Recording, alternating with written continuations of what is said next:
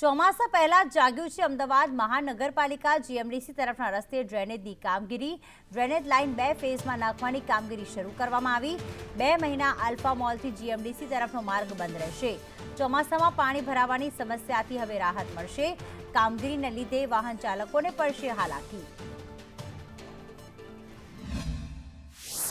તંત્ર ચોમાસા પહેલા જ હવે સજાગ જાગ્યું છે અને આજુબાજુનો જે વિસ્તાર હતો ત્યાં પાણી ભરાવાની સમસ્યા ન થાય તેને લઈને અત્યારથી કામગીરી છે તે શરૂ કરવામાં આવી છે અમદાવાદના આલ્ફા મોલથી જીએમડીસી તરફ જવાનો જે માર્ગ છે ત્યાં ડ્રેનેજ કનેક્શનની લાઈનોને લઈને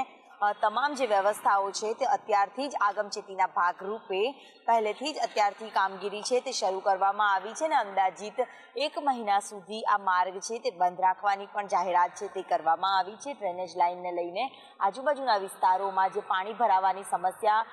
ઊભી થતી હતી સાથે સાથે આ ડ્રેનેજ કનેક્શનના અભાવના કારણે ગટરો ઉભરાવાની પણ સમસ્યાઓનો સામનો સ્થાનિકોએ કરવો પડતો હતો રોડ છે તે બંધ કરવાની પણ જાહેરાત કરવામાં આવી છે એટલે કે ટ્રાફિકને લઈને એક મોટી સમસ્યા ઊભી થાય તો કોઈ નવાઈ નહીં કેમેરામેન પુખરાજ શર્મા સાથે દિવ્યા ચૌહાણ સંદેશ ન્યૂઝ અમદાવાદ।